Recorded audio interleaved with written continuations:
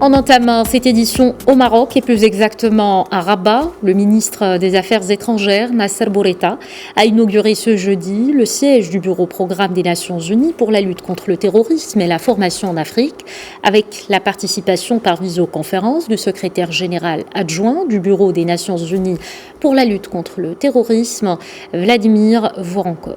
Objectif du bureau, élaborer et mettre en œuvre des programmes accrédités visant d'abord le renforcement de capacités et le développement de compétences dans le domaine de la lutte antiterroriste, notamment en matière de sécurité, d'enquête et de poursuite, de gestion des prisons et des frontières, de désengagement également, de réhabilitation et de réinsertion.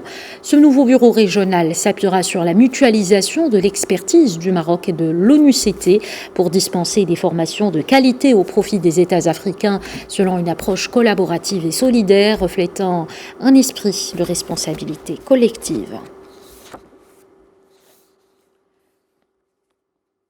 Nous sommes en direct depuis New York avec Mauro Medico, directeur adjoint de l'Office des Nations Unies pour la lutte contre le terrorisme. Bonsoir, merci d'avoir accepté notre invitation. Merci à vous et merci de m'avoir invité. Bienvenue, monsieur. Les Nations Unies donc ont choisi Rabat pour l'ouverture de ce bureau des Nations Unies pour la lutte contre le terrorisme. Le premier centre, on le rappelle, du genre en Afrique. Quelles sont d'abord les raisons qui ont amené les Nations Unies à faire le choix du Royaume du Maroc? Merci. Je vous donnerai au moins 3 raisons. La première, c'est l'étroite coopération du Maroc avec notre bureau et avec les Nations Unies en général. Et le Maroc a toujours soutenu que pour être efficace dans la lutte contre le terrorisme, il faut travailler d'une manière multilatérale et notamment avec les Nations Unies. Deuxièmement, évidemment pour l'expérience du Royaume du Maroc. Le Maroc a la leadership dans la lutte contre le terrorisme et le coprésident, par exemple, du groupe du Forum mondial de lutte contre le terrorisme, a fait beaucoup de démarches au sein des Nations Unies, mais a aussi participé d'une manière très active dans la coalition de lutte contre le Daesh. Et troisièmement, je dirais pour l'expérience du Maroc. Hélas, vous avez dû faire face à des attentats terribles et vous avez développé beaucoup d'expertise qui est très importante pour nous et pour pouvoir appuyer d'autres pays, je pense par exemple aux pays du Sahel, qui n'ont pas autant de capacités et de connaissances, et votre appui pourrait être vraiment déterminant dans leur capacité de prévenir le terrorisme. D'accord. En quelques mots, pouvez-vous nous dresser l'essentiel de la stratégie de ce bureau et surtout nous parler des moyens qui pourront concrétiser sa stratégie sur le continent africain? Absolument. Ça, c'est vraiment un bureau unique.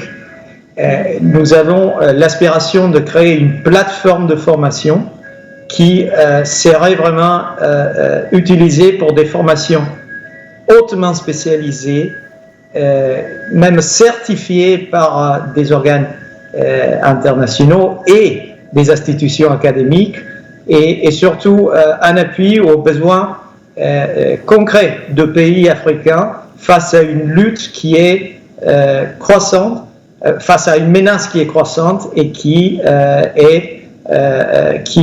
change continuellement. Ce centre traduit aussi l'ambition et l'importance de conjuguer les efforts aujourd'hui face aux défis, les défis liés à la menace terroriste grandissante sur le continent africain. Alors, quels vont être les partenaires en Afrique? Mais voilà, le partenariat est vraiment essentiel. Donc, partenariat, bien sûr, avec les institutions marocaines et toute l'expertise qu'elles possèdent, mais partenariat également avec les institutions nationales des pays africains, des pays bénéficiaires, que ce soit, par exemple, les écoles de formation de la police, les écoles, les centres de formation des personnels de douane, des centres pénitentiaires, ou bien même les écoles de la magistrature. Donc, un partenariat très important avec les institutions nationales de formation, avec les institutions marocaines qui pourraient aider dans la formation, mais aussi avec d'autres partenaires. Par exemple, j'ai mentionné tout à l'heure les universités, que ce soit au niveau local ou même au-delà du niveau local, avec des centres de formation universitaire de très grande renommée au niveau international. Et pourquoi pas même avec le secteur privé dans des domaines, par exemple, comme la protection des infrastructures critiques ou la cybersécurité, pour lesquelles la coopération avec le secteur privé est très important également dans la formation. D'accord, monsieur. Alors, vous avez évoqué entre autres l'importance de la recherche scientifique dans la lutte antiterroriste. C'est un point extrêmement important. Est-ce que dans le cadre de cette stratégie, justement, prévoyez-vous une coopération avec le Maroc ? Oui, absolument. Le Maroc, on l'a choisi justement pour son expertise et il est très important pour nous de pouvoir mettre à la disposition d'autres pays africains toutes les connaissances et l'expertise qui ont été développées au cours des années au Maroc. Et comme je le dis, l'objectif est vraiment celui de créer une plateforme qui puisse être utilisée en partenariat même avec d'autres institutions et centres internationaux et agences des Nations Unies et institutions même de pays bailleurs de fonds. Merci beaucoup, Mauro Medico. Je rappelle que vous êtes directeur adjoint du Bureau des Nations Unies pour la lutte contre le terrorisme. Merci encore une fois d'avoir répondu à nos questions. Merci à vous et au Royaume du Maroc.